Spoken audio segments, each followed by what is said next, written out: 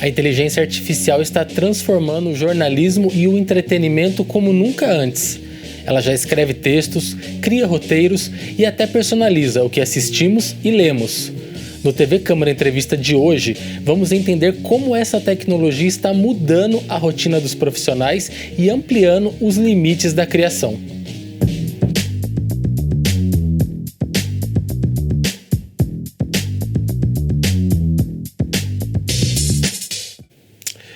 E para abordar o tema, temos o prazer em receber o consultor em tecnologia audiovisual e especialista em IA, Fernando Moreira. Fernando, seja muito bem-vindo, tudo bem? Tudo bem, eu agradeço muito o convite. Vamos ver o que eu posso ajudar aí para a gente desmistificar um monte de coisa que está aparecendo. Sem dúvidas nenhuma. Fernando, já para começar, eu queria te perguntar, na sua opinião, o que a inteligência artificial mudou no jornalismo e no entretenimento? Quais mudanças a gente já consegue perceber? Bem, a gente percebe muita coisa facilitando a produção, né? Produção de conteúdo, e aí tem um lado bom e um lado ruim, né? A gente vai ver. Então a gente percebe muita coisa, muita similaridade, muita coisa, exatamente porque são pacotinhos, né? São coisas que acaba deixando linear, né? E outras que a gente percebe, mas o uso sério da inteligência artificial como uma ferramenta, como um apoio. Eu uso muito nas minhas palestras, sem desprezar o trabalho de nenhum estagiário, mas assim, como a inteligência artificial é um ótimo estagiário, mas como todo estagiário, ela está aprendendo e ela tem que ser monitorada. Porque existem os casos que a gente fala da inteligência artificial, ela alucinar, ela dá uma resposta maluca. É verdade, isso acontece mesmo, né? Ela, por exemplo, outro dia eu tenho o que a gente fala que eu criei um assistente para mim, né? Assistente é diferente, tem chats, tem coisas que a gente cria, a gente pode criar um próprio assistente, né? Onde eu coloco meus dados, eu coloco meu currículo e tal, e de vez em quando eu peço para fazer alguma coisa. Então eu pedi para ela refazer o meu currículo em inglês, ela colocou como se eu tivesse nascido em outra cidade, ela colocou como se eu tivesse feito uma outra faculdade, como se eu tivesse feito meu doutorado em outra faculdade. Ou seja, ela alucinou. Por alguma razão, as informações ela embaralhou, né? Mas, por um outro lado, ela estruturou completamente o currículo, que me facilitou horas de trabalho, né? Então, essa a grande questão. A questão é a gente utilizar a inteligência artificial como um suporte, como um apoio, um assistente, um excelente assistente. Então, agiliza muito. Hoje, por exemplo, eu também tive que escrever outro dia um capítulo de livro. A gente escreve umas 15, 20 páginas para um capítulo de livro, né? Eu demoraria tranquilamente aí uns 20 dias, né? Sim. Sem estresse, sem preocupação, eu fiz em 7 dias. Né? Poderia ter feito até em menos, né? Mas com a preocupação de revisão, com aquela coisa toda, mas a pesquisa, a estruturação, né? O juntar textos, o encontrar textos, encontrar autores, tudo isso a inteligência artificial me ajudou, né? Com certeza, ela consegue automatizar todas essas tarefas que antes a gente demoraria tempos e tempos para conseguir desenvolver. É uma busca, né? Os buscadores, muita gente confunde a inteligência artificial com um buscador. Ela não é um buscador, né? Ela muitas vezes você pode colocar vários documentos e mandar ela fazer buscas em cima daquilo. Mas usar ela como buscador está errado. Não adianta, não é isso. Ela não vai resolver esse problema. Então, aí você tem que interferir e trabalhar também. Existe inteligências artificiais que podem ser trabalhadas como buscadores avançados também para certos assuntos, para algumas coisas. Você pode automatizar isso, né? Facilita muito também, né? Mas não é chegar para o ChatGPT e mandar ele buscar. Eu estou falando ChatGPT, pode ser o Gemini, pode ser outra assim, que se usa, né? Que são essas que é a linguagem natural que a gente fala, que a gente trabalha. Então, utilizar realmente, consolidar ideias. Às vezes a pior coisa que tem para quem escreve, para quem trabalha, o jornalista que é o profissional da palavra, né? Da Sim. palavra, da informação, às vezes ele se encontra frente a uma tela em branco é o branco mesmo. É assim, eu não sei por onde começar. E ela é perfeita para isso, né? Então a gente pode pedir para ela, pense como jornalista, né? Trabalhe como jornalista, me ajude a criar um texto sobre isso. E pelo menos aquela ideia inicial, que às vezes é onde a gente se depara e não consegue sair, ajuda demais. E depois disso a gente vai afinando, né? É que tem, o que eu falo, muito jovem comete o erro de pega a primeira resposta. É como a busca na internet, né? Ele acha que a primeira resposta que veio está certa, né? Você pode afinar. Pensa realmente como um assistente. É uma pessoa que está junto com você e que você pode... É até engraçado que a gente, às vezes... Aí é a postura de cada um, mas eu sempre escrevo, por favor, me ajude, né? Faça isso e põe um por favor, como se eu estivesse conversando com alguém. É uma relação, né? Uma relação. Até brinquei outro dia, depois de fazer uma entrevista sobre inteligência artificial, fala de um filme. Eu falei, lembra tem um filme que é o Homem Bicentenário. Sim. Que ele demora 200 anos como robô, né, para sentir uma pessoa. Ele tem uma evolução de 200 anos para ele não gostava de ser chamado de isso, ou seja, de uma coisa. Ou seja, ele ganhou consciência, houve um erro na programação dele, o filme mostra isso, e ele foi um robô que ganhou consciência. A inteligência artificial tem às vezes isso. Se você às vezes eu fico bravo, eu falo que ela está mentindo, né? Porque às vezes ela faz um negócio e fala, você está mentindo, não é nada disso. Aí ela já começa a dar umas respostas diferentes e às vezes até trava, né? É como você xingar a Siri Exatamente. Né? Aí ela fala, não, isso, né? Ela já dá uma resposta. Fernando, e você acha que, assim, para o jornalista, além da escrita, ela pode ali auxiliar também na verificação de fatos? Com certeza. É exatamente onde você pode. Mais ainda, agora, vamos pensar assim, não pode ser exatamente como ela está, mas você vai encontrar ferramentas de IA específicas para isso também. É isso que a gente tem que entender, né? A última vez que eu vi, existiam 40 mil ferramentas que já tinham sido criadas, né?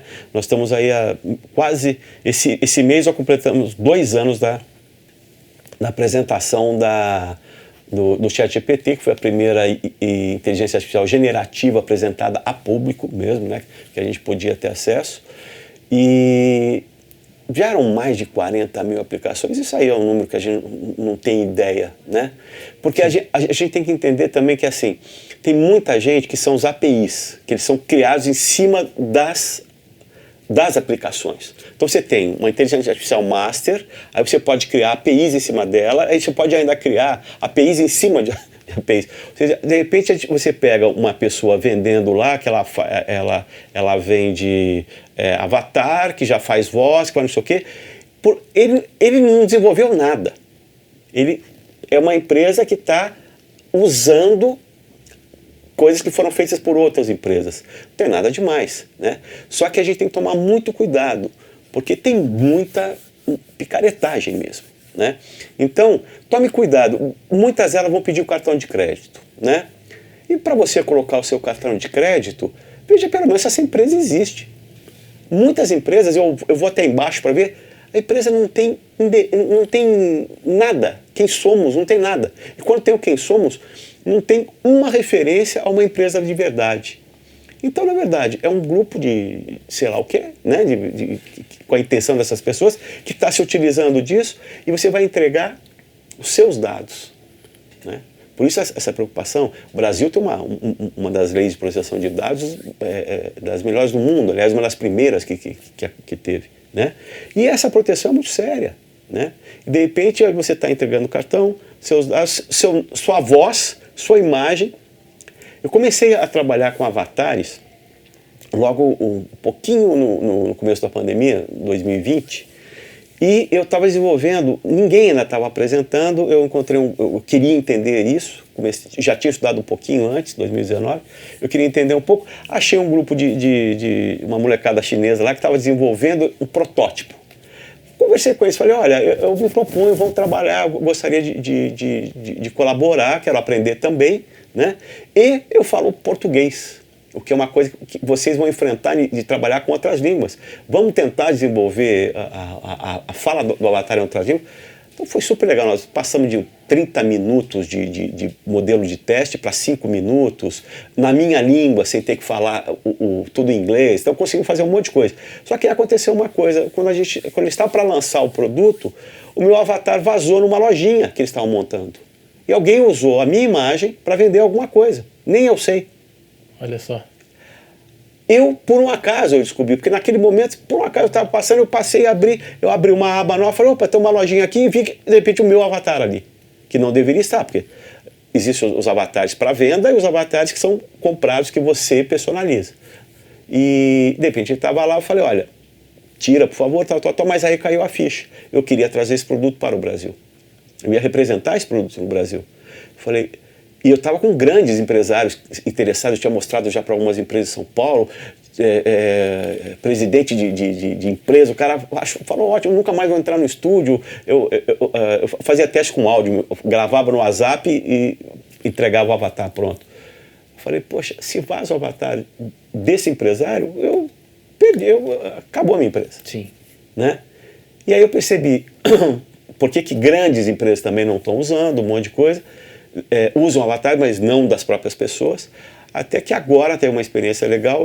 Eu sou coordenador do Grupo de Trabalho Inteligência Artificial da Sociedade Brasileira de Engenharia e Televisão, e nós tivemos um congresso em agosto, e eu levei para dar uma palestra o pessoal da Bolsa de Valores de São Paulo, que eles têm uma TV, né, a B3, e o que eles fizeram? Um trabalho assim, eu acho que por enquanto, é um melhor exemplo da inteligência artificial no jornalismo televisivo corporativo, né, no Brasil. O que eles fizeram?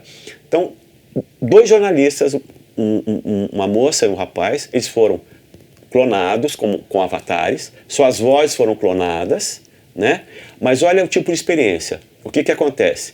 A inteligência artificial busca as informações mais importantes do dia da Bolsa de Valores, logo de manhã, gera um texto, esse texto é falado pelo avatar, já é clonado, é falado pelo avatar, só que quem dá o ok é o jornalista dono do avatar. Ele é que dá o ok. Né? Ou seja, não deixa de ter uma intervenção humana ainda no meio tem intervenção humana e do próprio dono da voz e da imagem. Perfeito. Então eu achei, juridicamente, porque a primeira coisa que eu tinha perguntado para ele, e aí? E se vaza isso? Ele falou, não, foi tudo feito, né? E aí eles têm isso. Claro, quando a pessoa sair, vai ter que vir uma outra pessoa, que vai ser clonada, que vai ser digitalizada e tal. Ou seja, então, o que está acontecendo? Aquele jornalista, o trabalho dele automatizou. Sim. Ele continua recebendo como jornalista, só que agora ele trabalha... virtualmente ele trabalha muito mais, ele entrega muito mais. Eu acho que isso é uma das coisas que a gente tem que entender. Vai tirar emprego? Vai. Vai tirar emprego de quem? De quem não souber trabalhar com a inteligência artificial. Ou de quem souber trabalhar melhor com a inteligência artificial sobre aquele que trabalha menos. Então, todos nós temos que aprender nas nossas áreas o que nós podemos fazer. Para quê? Para aumentar a produção dos nossos conteúdos. A gente sabe, na nossa área audiovisual, é muito caro, muito difícil, é muito trabalhoso o conteúdo. Por que as televisões usam esse formato de cabeça falante? Porque é o formato mais barato que tem para você gerar minutos de conteúdo. Né? Então toda emissora tem os seus debates, tem os seus programas de entrevista, que é onde você gera minutos baratos. Ou outra é o esporte, que você vai lá, acompanha um evento que está acontecendo, a emissora ela não é a dona do espetáculo, ela registra o espetáculo e aí ganha 1h30 de programação. Né? Sim. Por aí. Então, são as 2 formas mais baratas. Quando a gente fala em produção de documentários, de vídeos mais elaborados, novelas, o que for, aí nós estamos falando em horas e horas para chegar a minutos de produção. Né? Isso a inteligência artificial vai ajudar. Por enquanto, é uma falácia dizer que ela faz muita coisa. Né? Mas já ajuda muita coisa. Né? Captação de áudio, ela vai ajudar. Criação de vídeo. Eu fiz uma experiência agora semana passada, né? Tá no meu LinkedIn, para quem quiser ver. Eu fiz um vídeo de 48 segundos falando sobre a inteligência artificial no audiovisual. É uma coisa mais genérica e tal. Mas todas as imagens foram criadas por prompts. Né? Tem falhas? Tem. Melhorou bastante em relação a um vídeo que eu tinha feito em julho? Sim. Então está cada vez melhorando mais. Caminhando para uma a evolução, qualidade melhorando. Sim, né? sim. Também escrevi um artigo sobre a questão de mãos e rostos, que continua sendo uma coisa maluca. Nesse vídeo eu deixei de propósito. Ele pega e faz assim com a mão, o dedo cresce e volta. Né? Porque mão e rosto são coisas muito difíceis para a computação entender. São muitos ângulos, muitas coisas. Dedos, ossos, mão principalmente. Você pode ver que justamente onde a gente percebe essas falhas, né? Porque as variáveis são muito grandes. Para o próprio conjunto de informações é muito grande. Então, o aprendizado disso, que a gente fala que é ensinar, né, está sendo aprimorado. Você tem que ensinar todos os ângulos de uma mão. Aí ele falou, aprendeu? Não, você aprendeu de uma. Agora vamos ver outras, né? Mais finas, mais grossas, masculinas, femininas, né? Então são coisas que ele vai aprendendo. Fernando, e pegando essas situações que você bem exemplificou aqui pra gente, você acha que a inteligência artificial vai mudar também a forma como nós consumimos entretenimento, seja em plataformas de streaming? Já mudou, já está mudando tudo. Tudo que nós consumimos hoje, ela está por trás, né? O que nós estamos consumindo tem alguma inteligência artificial dizendo que é naquele horário que vai passar para a gente, que é aquele tipo de conteúdo. Inclusive, está sendo um problema muito sério. Por isso, aquela greve que houve nos estúdios em Hollywood. E a gente vê como isso já afeta muita coisa. É só você observar a televisão. A televisão não, vamos pensar o audiovisual em si e a produção de filmes, por exemplo. Quantos roteiros novos nós estamos vendo? Muito poucos. Em termos estruturais, em termos de história, né? A gente vê que Star Wars é uma história do herói, aquela coisa toda do reino, da rainha, aquilo é uma história de conto de fadas que foi adaptada para ficção científica. E naquela época foi uma grande novidade. Mas você tem as situações dramáticas, né? Já foi escrito no século XIX, acho que são 36 situações dramáticas dentro da dramaturgia. São as mesmas. É conflito pai e mãe, conflito filho com pai, filho com... Então, isso aí é da natureza humana. Isso não aumenta. Agora, quando você pega, joga tudo isso dentro de uma inteligência e fala para ela, agora, crie um roteiro matador. Ela vai copiar uma coisa que já foi feita. E é o que está acontecendo. Né? Uma sequência de filmes de ação com a mesma história. Que a gente vê assim e fala, pô, mas essa história está tão parecida com o filme que eu vi a semana passada. Né? É a mesma coisa, porque é a mesma estrutura narrativa. Né? Então a gente vê de vez em quando é como tratar a história. Você pega um filme agora, né, aquele filme Maverick, como foi tratada a história, as cenas dos aviões, ou seja, a cenografia, todo o trabalho, e tem muita cenografia digital ali que a gente nem percebe, que eu acho maravilhoso, que é uma coisa que eu também tenho pesquisado muito, né, o uso dos painéis de LED, que vem da saga de Star Wars também, né, e que é maravilhoso, porque, por exemplo, você pega uma cena num porta-aviões, aquela cena que abre o porta-aviões e tem uns aviões e o mar atrás e tal. Se você for fazer isso ao vivo, o sol tem que estar na posição certa, o navio não pode balançar demais, aquele negócio todo, você tem o dia e o horário certo para conseguir aquilo, ou gravar durante dias para conseguir aquele momento. Você pega, põe num painel de LED de alta resolução, pega uma gravação, né, que foi feita, estabiliza a gravação, tal, e faz ali ao vivo em cima do material gravado. Perfeito. O pôr do sol você tem 24 horas por dia, né, para você gravar. Isso, a inteligência artificial está ajudando demais nisso. Né? Então, a hora que você mistura aí cenografia digital, inteligência artificial e uma boa narrativa, uma boa estrutura, aí você tem um filme como esse. Um belo produto, né? Fernando, você falou aí muito dessa questão da gente estar vendo muitos roteiros repetidos e tudo mais, né? Trazendo para o jornalismo. Você acha que ela pode afetar ali a credibilidade da informação também? Como que a gente deve agir para combater essa disseminação de fake news através da IA, por exemplo? Eu acho que a credibilidade do jornalismo já está afetada, infelizmente. Está afetada por quê? Porque qualquer um vê informação achando que eu sou super a favor do jornalismo cidadão, né? A gente tem aquele exemplo lá do Oriente, que eu lembro, o Setembro, né? Que foi aquelas imagens que a gente recebia, que vinham acho que era a Turquia, não lembro que país, que estava acontecendo na praça, os jovens Sim. trabalhando, aquele movimento todo, e aquilo ajudou a depor o presidente, tudo isso, ou seja, a informação na mão do cidadão, né? Ou seja, eles ajudaram a criar isso. Existe até tinha uma rádio há muito tempo que usava o repórter cidadão, essa coisa toda.